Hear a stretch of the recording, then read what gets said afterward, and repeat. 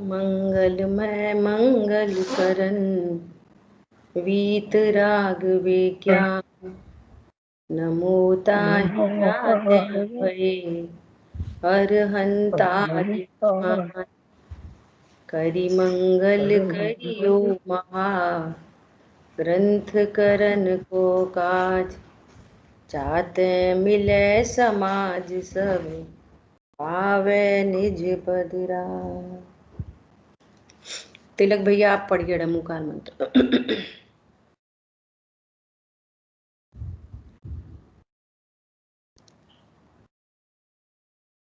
नमो अरहंतान नमो सिद्धानंद नमो आयरियानंद नमो उवच्छायान बोलोवे सब साहु। बहुत अच्छा। मोक्ष मार्ग प्रकाशक जी ग्रंथ अधिकार पहला।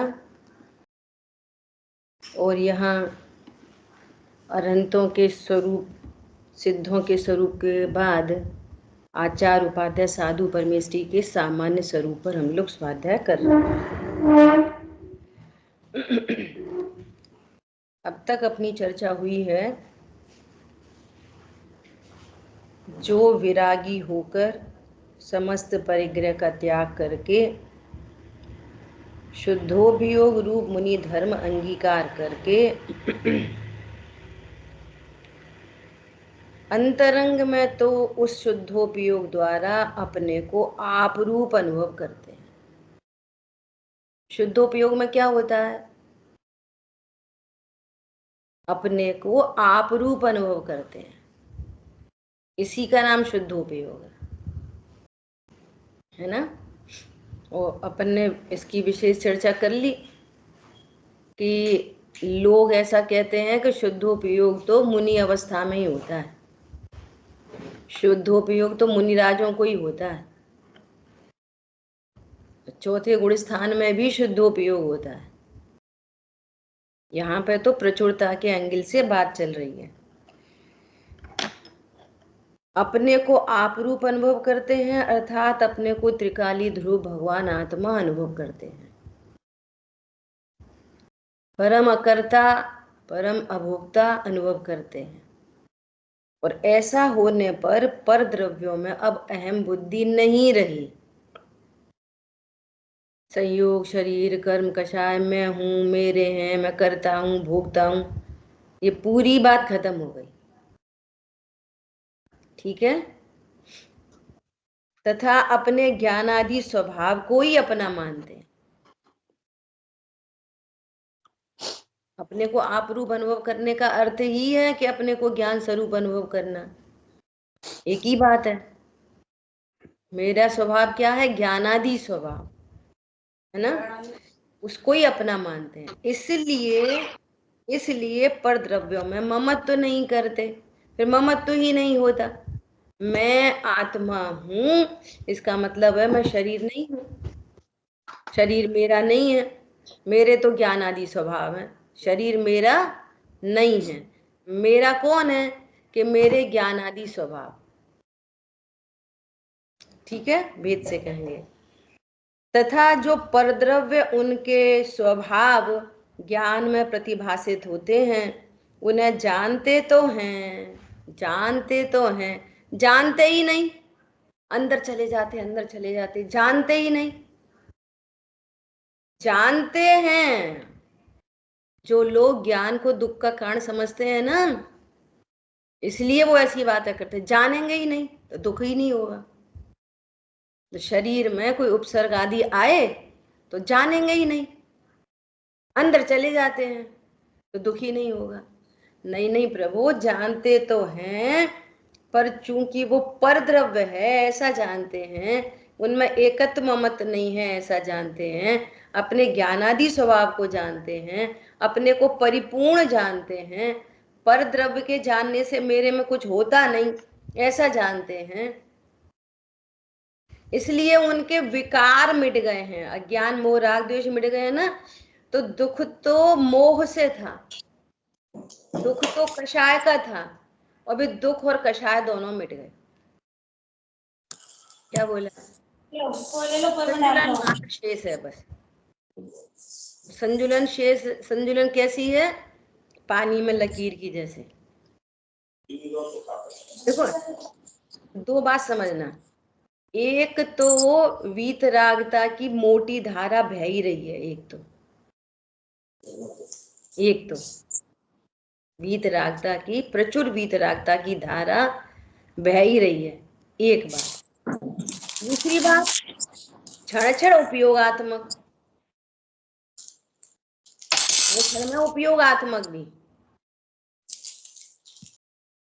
ये दोनों बात पकड़ में आ रही है?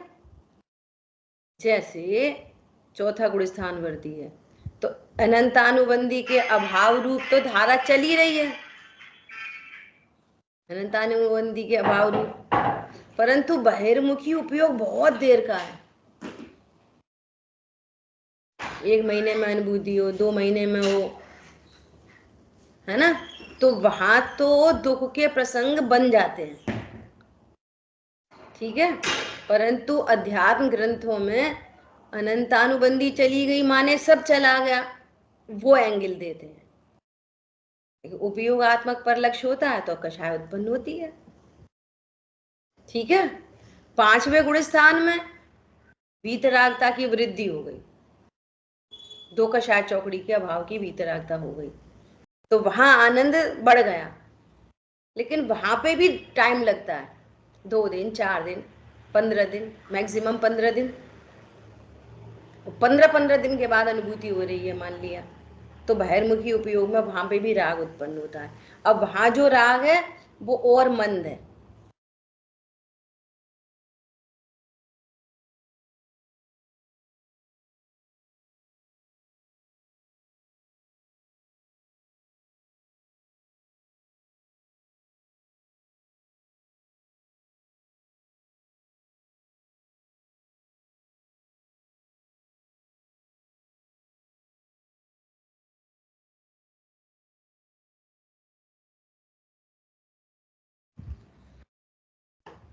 तो वहां जो परिणति है वीतरागता की, वो 2 कषाय चौकड़ी के अभाव की वीतरागता है वहां पे, है ना।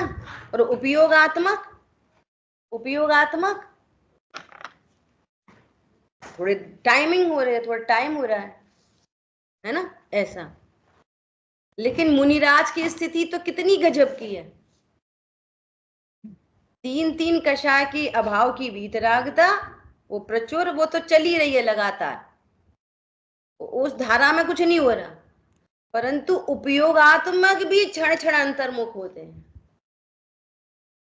इसलिए दुख का तो मन नाम निशान नहीं रहा। ये बहुत महत्वपूर्ण बिंदु है,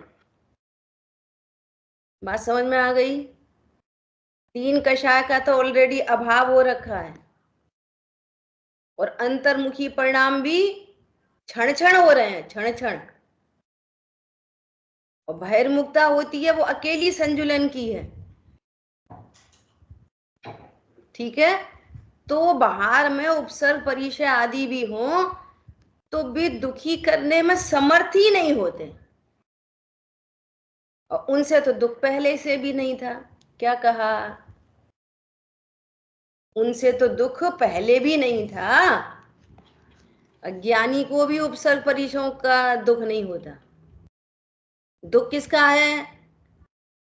अज्ञान, मोह, राग, द्वेष। कोई उंगली काटे, चांटा मारे, बुरा बुरा कहे, इससे दुख होता है? हम तुमको इससे दुख होता है? नहीं। अस्थि से, अपने को भगवान आत्मा नहीं जानने से इससे दुख होता है। दुख का संबंध अपने को परिपूर्ण आत्मा नहीं जानने से हो रहा है, मोह से हो रहा है, राग द्वेष से हो रहा है। पर द्रव्य तो सुख दुख देने में समर्थ ही नहीं, न दुख देने में न सुख देने में। क्लियर है बात? इतनी चर्चा अपनी हो गई थी पहले, है ना। उन्हें जानते तो हैं परंतु इष्ट अनिष्ट मानकर उनमें राग द्वेष नहीं करते। इष्ट अनिष्ट क्यों नहीं मानते? क्योंकि मेरे इष्ट में कोई अनिष्ट कर ही नहीं सकता। Nobody can। मेरे इष्ट में कोई अनिष्ट कर सकता है? मेरे द्रव्य में, गुण में, पर्याय में, किसी में भी बोलो। उत्पन्न होती हुई पर्याय को भी कोई नाश कर सकता है? कोई नहीं कर सकता। जब कोई मेरे में कुछ नाश मेरा करी, क्रोध कब उत्पन्न होता है? दुख कब उत्पन्न होता है? मेरा बुरा कर देंगे, वे मेरा बुरा कर देंगे, और ये पता चल गया कि मेरा बुरा होता ही नहीं। छोटे बच्चे को ये पता चल गया, क्या पता चल गया? कि सोने को अग्नि में डाल दो, सोने का कुछ बिगड़ता नहीं। ये पता चलने पर वो निश्चिंत हुआ है, और ये पता नहीं चले तो बोलते रहो शांति रखो, कोई बात नहीं, अपने कर्म का उदय है, शांति रखो, शांति रखो। वो रखी कहां से जाए? पर द्रव्य मैं हूं, मैं शरीर ही हूं, पर द्रव्यों से मुझे सुख दुख होता है। उपदेश, ये तो उपदेश है, लिया है, उपदेश है बस, शांति रखो, कोई बात नहीं, अपने कर्म का उदय, अपन से बड़े हैं, अपन से छोटे हैं, वगैरह वगैरह। अब शांति आएगी किधर से? जब तक अपने वो ज्ञान स्वरूप नहीं अनुभव करेंगे। समता आएगी किधर से? सामायिक होगी कैसे? प्रतिक्रमण होगा कैसे? बात ये है। कषायों का दबना शांति नहीं है, कषाय का मंद हो जाना शांति नहीं है। कषाय उत्पन्न नहीं हो स्वभाव के आश्रय से, उसका नाम है शांति, उसका नाम है वीतरागता, उसका ही नाम है धर्म। और वो स्वभाव को जाने बिना नहीं होगी, हो ही नहीं सकती। ठीक है? शरीर की अनेक अवस्थाएं होती हैं। अब मुनिराज जंगल में चले गए, है ना, तो क्या क्या अवस्थाएं नहीं बनती होंगी। अपने को सुन के ऐसा लगता है कि ऐसा कैसे, ऐसा कैसे। ये इसलिए लगता है कि बात चल रही है जीव की, और हम देख रहे हैं अभी भी शरीर से। ये समस्या इसलिए आती है। हम जीव को जीव से देखेंगे तो कोई दिक्कत नहीं। अब कथन व्यवहार में से किए जाएंगे। जैसे मुनिराज गमन कर रहे, शरीर सापेक्ष बोल रहे ना, गमन कर रहे। आत्मा सापेक्ष देखो तो जैसे मुनिराज जान रहे, जैसे मुनिराज ज्ञाता दृष्टा। बात समझ में आई? अब चूंकि वीतरागता बतानी है ना, तो देखो कैसे कथन आएंगे। जैसे मुनिराज गमन कर रहे, और गमन करते में उनके पैर में कांटा लग गया। ठीक है, उनके पैर में कांटा लगा। अब मुनिराज क्या करेंगे? अब ये पूरी ऊपर 3-4 लाइन हो गई ना, अब यहां से आप समाधान निकालो। अपने को तो ज्ञान आदि स्वभाव वाला जानते, पर द्रव्यों में आत्मबुद्धि नहीं है। जानते तो हैं परंतु इष्ट अनिष्ट भाषित नहीं होता, इसलिए राग द्वेष उत्पन्न नहीं होते, इसलिए दुख उत्पन्न नहीं होता। यहां से समाधान मिलेगा। क्या समाधान मिलेगा? कि यदि मुनिराज को गमनादि में पैर में कांटा लग जाए, तो अब क्या करेंगे मुनिराज? कि मुनिराज है कौन ये बताओ पहले। सुबह क्या करेंगे? कौन है मुनिराज? जीव। वे अपने को क्या जान रहे? भगवान आत्मा। तो वो ऐसा जान रहे कि मेरे शरीर में कांटा चुभा। कौन पकड़ में आ रहा है? अब मुनिराज क्या करेंगे? कि क्या करेंगे? जानते देखते हैं बस। मुनिराज मतलब जीव, जीव मतलब भगवान आत्मा, जीव मतलब ज्ञाता दृष्टा। तो मुनिराज क्या करेंगे? हम तुम क्या करते हैं? हम तुम 1 मिनट में कांटा निकालेंगे। नहीं प्रभु, हम तुम भी जानते ही देखते हैं। तो मुनिराज भी क्या कर रहे? जानते देख रहे, जानना देखना हो रहा उनको भी। तो पैर में कांटा निकालेंगे कि नहीं निकालेंगे? कि जब वे जान ही देख रहे हैं कि ये परद्रव्य है, इससे मेरा कोई संबंध नहीं है, ये मेरे सुख दुख का कारण नहीं है, स्वभाव के सन्मुख होके बारंबार आनंद का अनुभव करते हैं, तो क्या करेंगे? तो अब उस बात को ऐसे कहा जाएगा कि वे अपने पैर का कांटा नहीं निकालते। पैर में कांटा लग गया, शरीर की अनेक अवस्थाएं होती हैं, भाई में नाना निमित्त बनते हैं, परंतु वह कुछ भी सुख दुख नहीं मानते। क्यों नहीं मानते? क्यों नहीं मानते? बोलो क्यों नहीं मानते? मैं तो ज्ञाता दृष्टा हूं, मेरा स्वभाव ज्ञान दर्शन आदि है, मेरे में कुछ हुआ ही नहीं है, तो काय का सुख दुख मानेंगे? मेरे द्रव्य में, गुण में, पर्याय में कांटा चुभे तो सुख दुख मानेंगे, और मेरे द्रव्य गुण पर्याय में कांटा चुभता ही नहीं, तो क्यों सुख दुख मानेंगे? मेरा घर सुरक्षित है। बाहर में अनेक अवस्थाएं होती हैं। बाहर में कोई स्टेन गन लेके कोई आतंकवादी आया है ना, वो पूरे मोहल्ले में घूम रहा, धड़ धड़ धड़ धड़ बंदूक चल रही। हमारा घर तो पूरा बुलेट प्रूफ है। अब बाहर में नाना अवस्थाएं बनती ना, हमारे घर में कोई कुछ भेद ही नहीं सकता, आ ही नहीं सकता।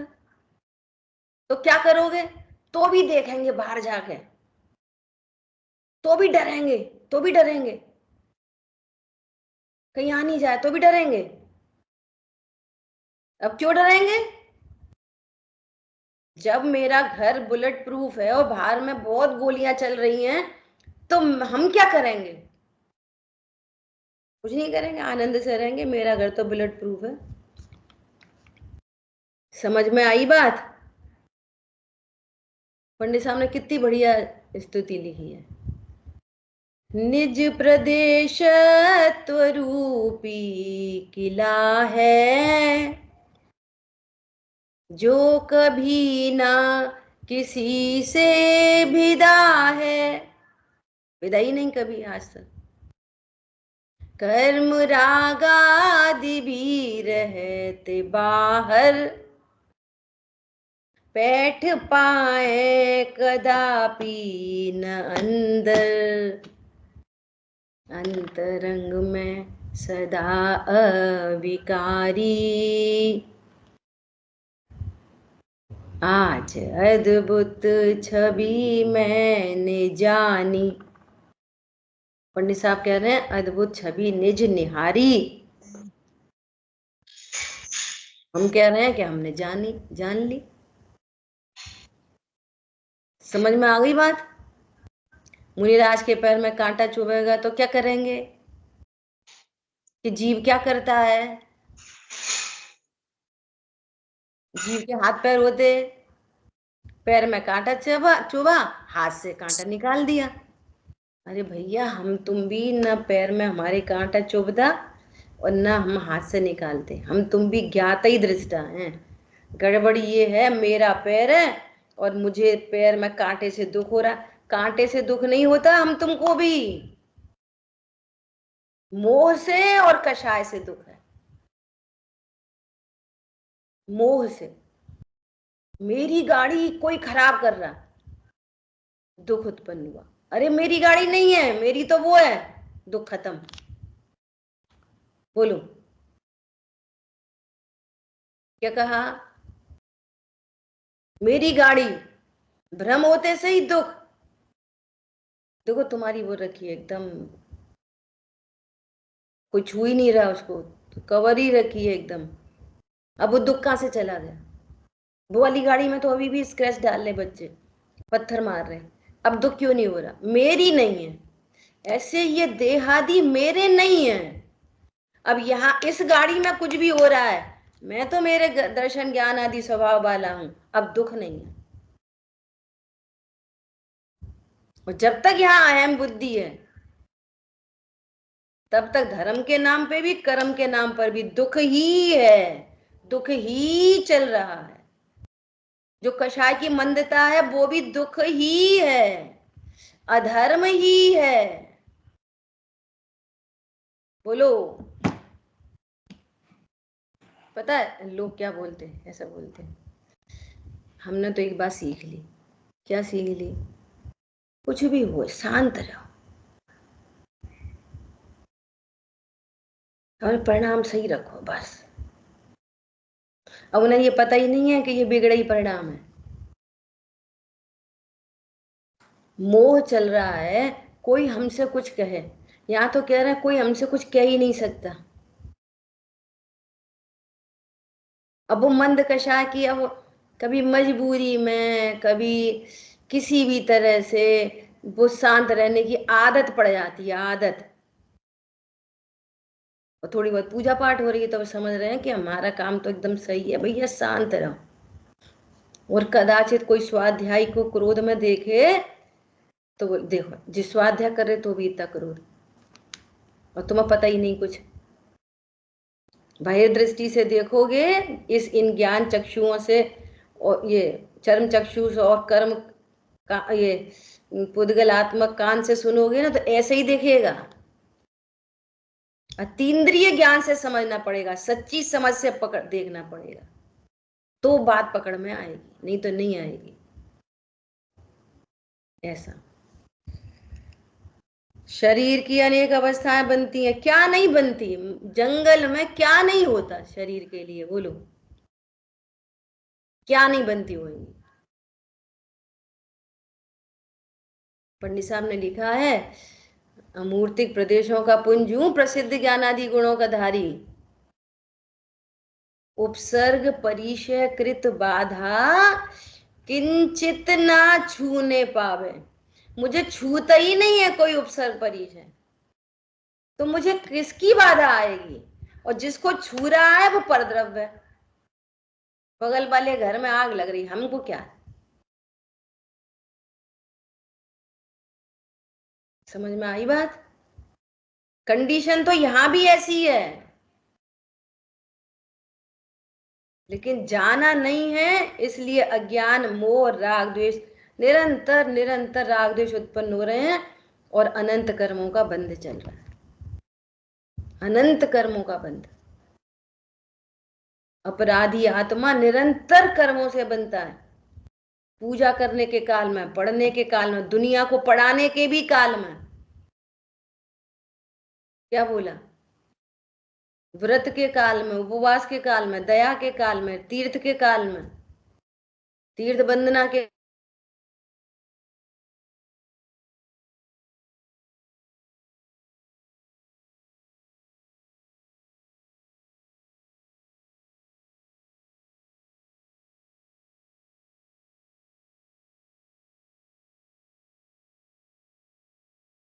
अब रहने दो।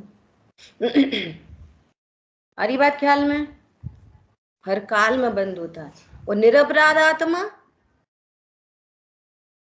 बंधन को स्पर्श नहीं करता, निरपराध आत्मा बंधन उसे छू नहीं सकता। ऐसा तथा अपने योग्य बाह्य क्रिया जैसे बनती है वैसे बनती है, खींचकर उनको नहीं करते। खींचा खांची नहीं है, हमें तो यही करना चाहिए, वैसा करना चाहिए, नहीं। तथा अपने योग्य बाह्य क्रिया जैसे बनती, हाँ ये हो गया। तथा अपने, अब यहाँ पर अपन को थोड़ी चर्चा करनी है। तथा अपने उपयोग को बहुत नहीं भ्रमाते।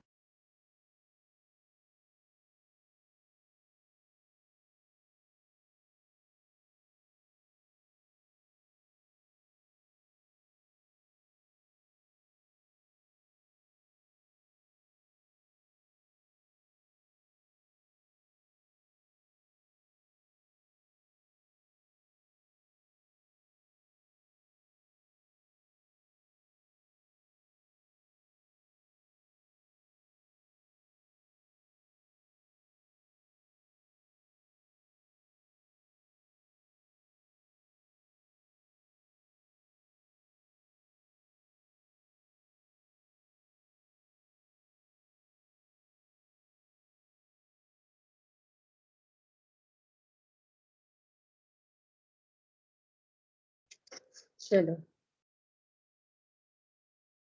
2 दिन से पता नहीं क्या चल ही रहा है।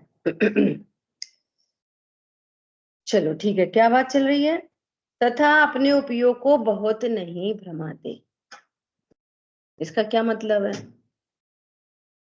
देखो इतनी सरल बात है, जैसे 3-4 चीजें रखी है ना, और हमको मुंह मीठा करना है। तो पहली चखी, अरे ये तो खट्टा है। दूसरी चखा, अरे ये तो खारा है। तीसरा चखा, ये तो मीठा है ना। और मीठा ही करना था, और मीठा ही मिल गया। अब मीठे को आराम से खा रहे। अब अरे ये तो खा रहा है, ये तो खा रहा है, ये खा रहा था, इसको नहीं। अब इतना उपयोग भ्रमाने की जरूरत पड़ेगी? जो पर्पस था सो सॉल्व हो गया। समझ आ गई बात? दूसरा एग्जाम, घर से बाहर निकले, हमको फ्रूट्स लेने जाना था। कहाँ जाना था? मंडी जाना था।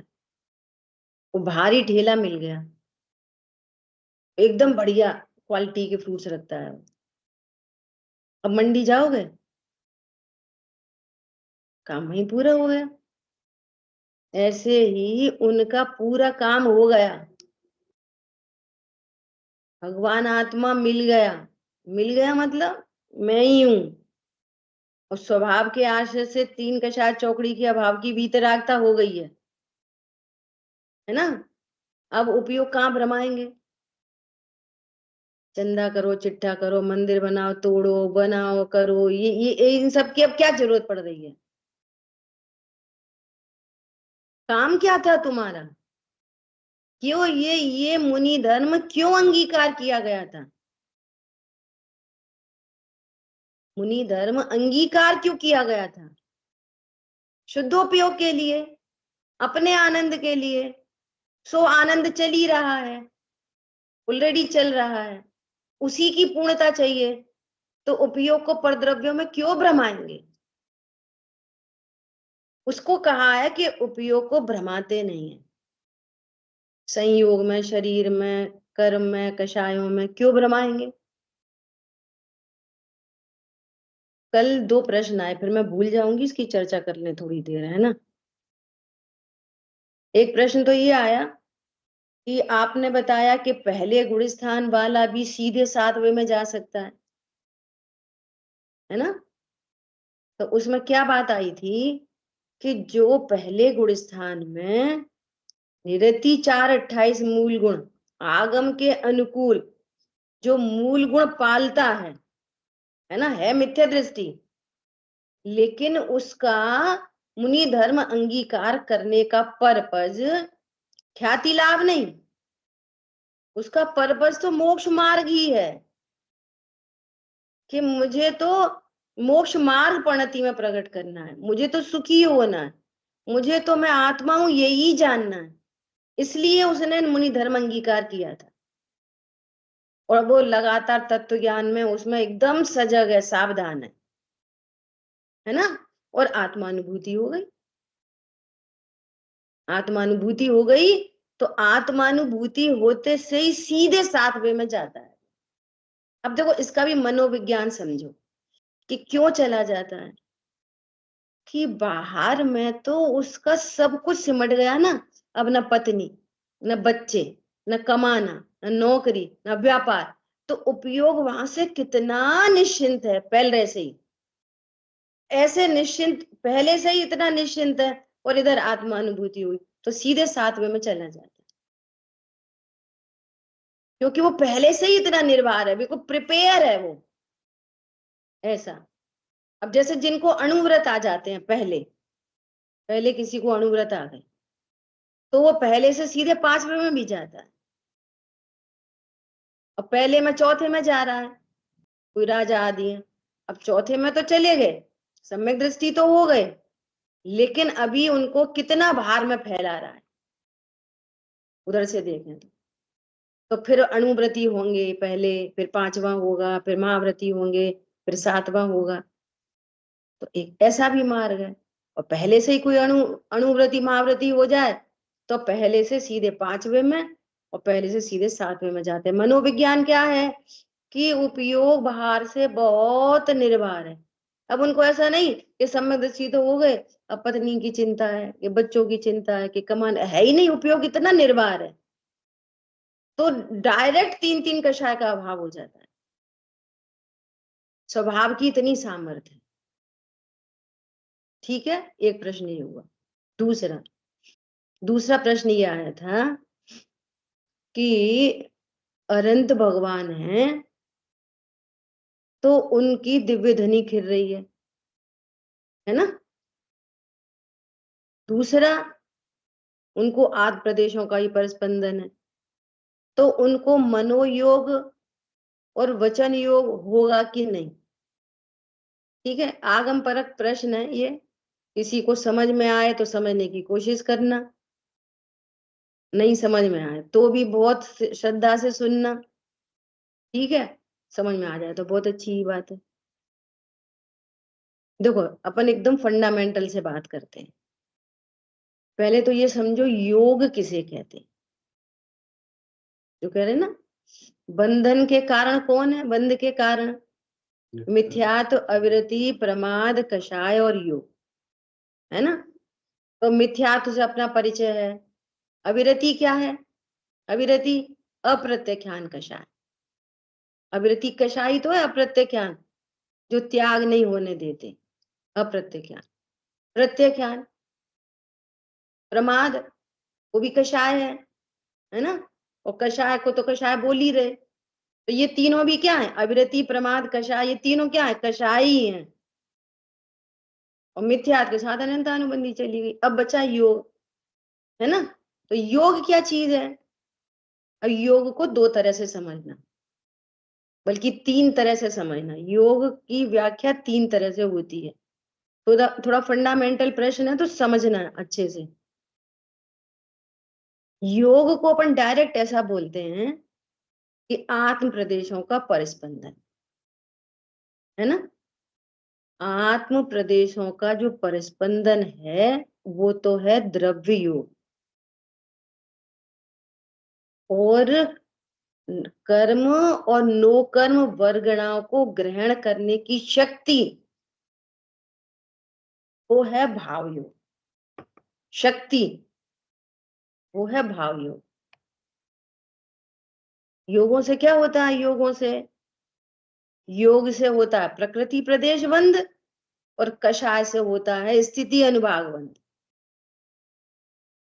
ठीक है, तो योग क्या करते हैं, आत्म कर्म नो कर्म वर्गणाओं को ग्रहण करने की शक्ति, है ना, ये है भाव योग। और द्रव्य योग क्या है, आत्म प्रदेशों का परिस्पंदन। ठीक है, और इसमें निमित्त होते हैं मन वचन का है। ठीक है, तो व्याख्या कैसी चल जाती है, मन वचन का है द्रव्य योग और आत्म प्रदेशों का परिस्पंदन भाव योग, एक ऐसी व्याख्या भी चलती है। परंतु सही व्याख्या क्या है, सही व्याख्या ये है कि कर्म परमाणुओं को ग्रहण, मतलब आन प्रदेशों की शक्ति, जो शक्ति है वो है भाव योग, और आन प्रदेशों का परिस्पंदन वो है द्रव्य योग। और इसमें निमित्त होता है मन वचन काय। एक तो ये फंडामेंटल हो गया योग के बारे में। ठीक है, अब दूसरी बात कि ये परिस्पंदन होता क्यों है आत्मा में, क्यों होता है। जैसे ज्ञान, ज्ञान गुण और ज्ञान की पर्याय, ऐसे ही होता है नियत्व गुण और उसकी विकारी पर्याय है परिस्पंदन। जैसे ज्ञान गुण और अज्ञान विकारी पर्याय, ज्ञान गुण सम्य ज्ञान शुद्ध पर्याय, ज्ञान गुण और केवल ज्ञान पूर्ण शुद्ध पर्याय। ठीक है, ऐसे ही निष्क्रियत्व गुण जो कैसा है, निष्कंप। आत्मा के योग गुण की शुद्ध पर्याय क्या होगी, निष्कंप, कंपन रहित, जो सिद्धों को होती है। और निष्क्रिय गुण की विकारी पर्याय क्या है, कंपन। परस्पंदन, वो क्या है? आत्मा की विकारी पर्याय। समझ में आ रही है बात? परस्पंदन क्या है? विकारी पर्याय। और शुद्ध पर्याय क्या होगी? निष्कंप, अकंप दशा, वो शुद्ध पर्याय। तो जितने भी संसारी जीव होते हैं, अब एक बात और पहले, जैसे ज्ञान गुण और ज्ञान की अज्ञान रूप पर्याय है ना, इसमें कर्म निमित्त होगा, ज्ञान बणी कर्म निमित्त। ऐसे ही परिस्पंदन में जो योग गुण की विकारी पर्याय है, इसमें निमित्त कौन बनता है? नाम कर्म। समझ आई बात? ऐसा। तो अब अरहंतों को तो नाम कर्म है कि नहीं? अभी मन वचन का है कि नहीं है? तो वे निमित्त रूप से भी है, नाम कर्म का उदय भी है। इसलिए अभी भी पूर्ण वीतरागता होने पर भी योग गुण की विकारी पर्याय चल रही है। किसको? अनंत भगवान को। क्लियर हुई बात? अनंत भगवान को योग गुण की शुद्ध पर्याय चल रही है कि विकारी? विकारी। घाती कर्म का तो संपूर्ण अभाव हो गया, तो वो तो शुद्ध पर्याय चल रही हैं, लेकिन अघाती संबंधी अभी विकारी पर्याय चल रही है। तो योग गुण की भी क्या चल रही है? विकारी पर्याय। और तरीके से समझेंगे ना बात को, फंडामेंटल से, तो एकदम क्लियर होगी। इसलिए अनंत भगवान को वो बाकी घाती कर्म संबंधी सारे कर्मों की शुद्ध, सारी गुणों की शुद्ध पर्याय है, लेकिन अघाती संबंधी कर्मों की अभी अशुद्ध पर्याय चल रही है। इसलिए योग गुण की भी अशुद्ध पर्याय चल रही है। सकंप दशा, सयोगी जिन, अनंत भगवान को क्या बोलते हैं? सयोगी जिन। उसमें कौन निमित्त है? योग गुण की विकारी पर्याय में नाम कर्म का उदय। ठीक है? अब सुनो, अब योग है उनको, तो कौन सा मनोयोग है कि नहीं? कि हाँ है। देखो, वो वाला मनोयोग नहीं है जो छदमस्त को होता है, उनको भाव पूर्वक मन में विचार चलते हैं, इसलिए वहां पर उपचार से मनोयोग कहा है। क्योंकि अभी शरीर की रचना तो वही की वही है, द्रव्य मन तो है ही है, लेकिन द्रव्य मन के द्वारा अब सोचते नहीं है। अब उन्हें सोचने की क्या जरूरत पड़ रही है? पूर्ण वीतरागी, पूर्ण ज्ञानी। तो इसलिए मनोयोग उनको उपचार से है। कोई बोले है तो हाँ है, स्यादवा शैली है, यहाँ पे लड़ाई झंझट तो होती नहीं। कोई बोले है तो हाँ ठीक है, कोई बोले नहीं है तो हाँ नहीं है। अपेक्षा समझ लो। द्रव्य मन के कारण कह रहे हैं कि मनोयोग है, ठीक है, परंतु जैसा छदमस्त विचार करता है ऐसे उनको विचार की जरूरत नहीं है। एक बात, दिव्यदनी खिर रही है कि हाँ खिर रही है, तो वचन योग है कि हाँ है। ठीक है, काय योग है? हाँ है, तीनों योग है अभी। मन वचन काय अभी विद्यमान है ना शरीर, तो तीनों योग है उनको। अब उनके जो भेद प्रभेद है उसमें डिफरेंस पड़ेगा, है ना, कि कौन कौन सा हो सकता है उनको। ऐसा काय में वैक्री काय योग नहीं होगा, आहार काय योग नहीं होगा, मिश्र नहीं होगा, परमोदारिक देह है तो परमोदारिक वो वाला काय योग होगा। वचन वचन योग में वो असत्य वचन योग नहीं होगा, उभय वचन योग नहीं होगा। तो ये भेद प्रभेद में फिर बात चली जाएगी, अपन को उस डिटेल में नहीं जाना। अब तीसरी बात खास बची। तीसरी क्या खास बात बची? कि चूंकि बंध का संबंध योग और कषाय दोनों से था ना, योग से तो प्रकृति प्रदेश और कषाय से स्थिति अनुभाग। अब उनको कषाय तो रही नहीं, अब योग तो है। तो योग है तो कर्म नो कर्म वर्गणाओं का ग्रहण तो प्रति समय है,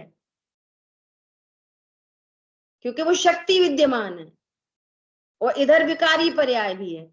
तो कर्म नो कर्म तो आते हैं, परंतु कषाय इक्वल टू 0, कषाय 0 है। तो समझो 1 करोड़ कर्म आए, फॉर एग्जाम्पल 1 करोड़ कर्म आए, स्थिति कितनी 0, अनुभाग कितना 0, तो कितनी देर रुकेंगे? स्थिति 0 है तो 1 करोड़ आए चाहे 50 करोड़ आए, कितने करोड़ आए?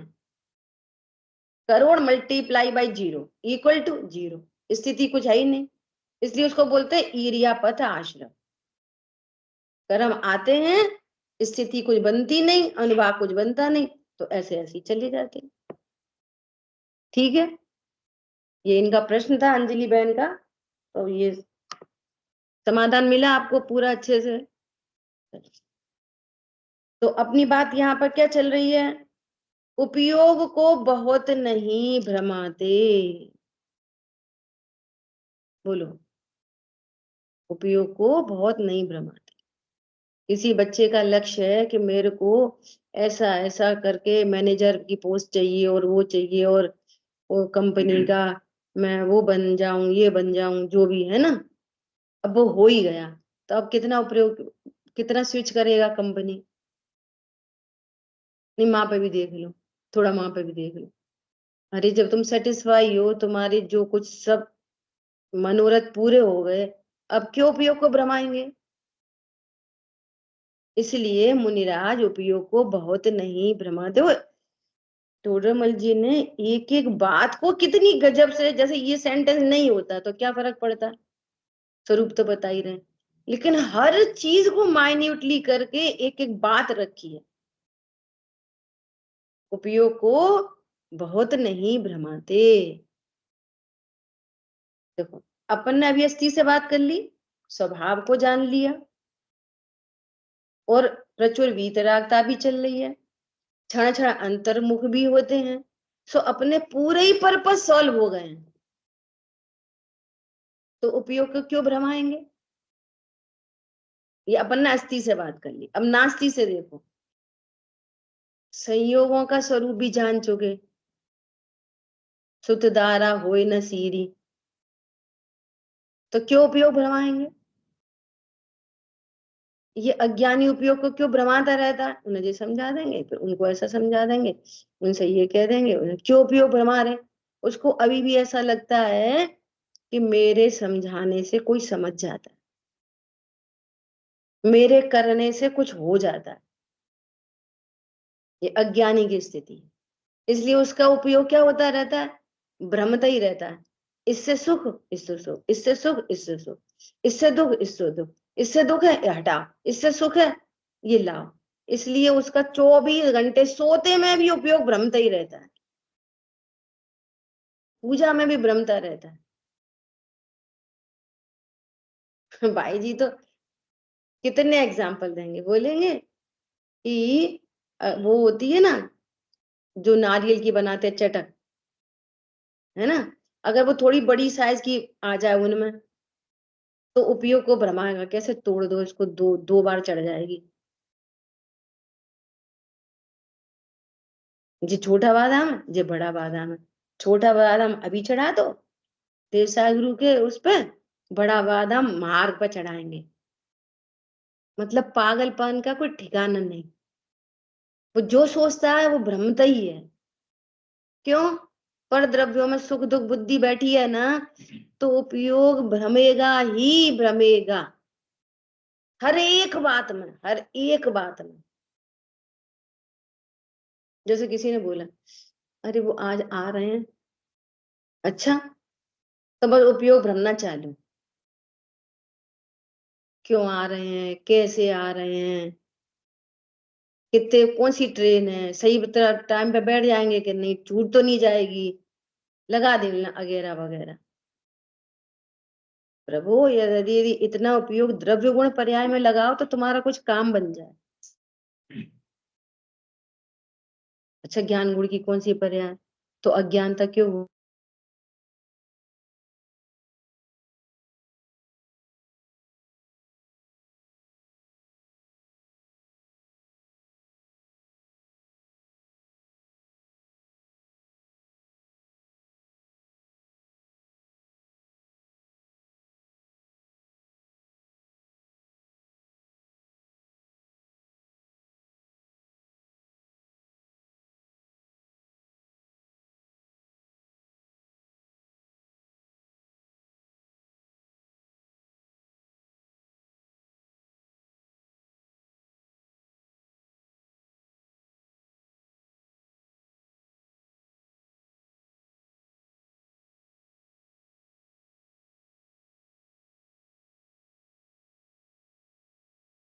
ऐसी भ्रमणा चल रही नहीं।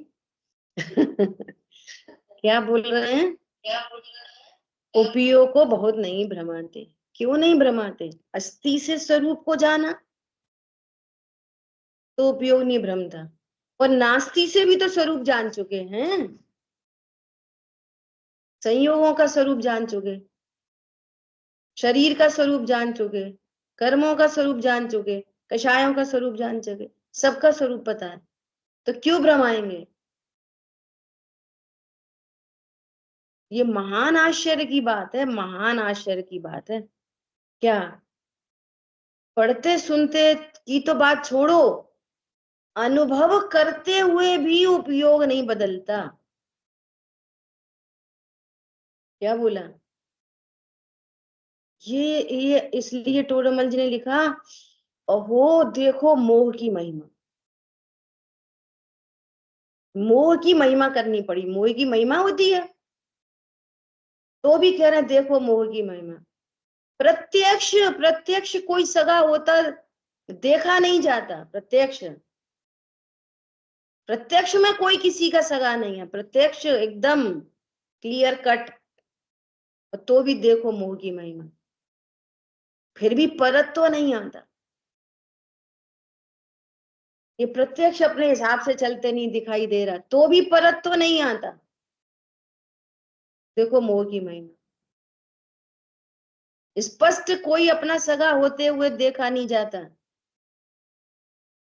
मैं एक आकी एक तुलिए सब ही आते, तन धन को साथी समझा था और बेबी छोड़ चले जाते। तो भैया मत समझना अब, देखो मोह की महिमा।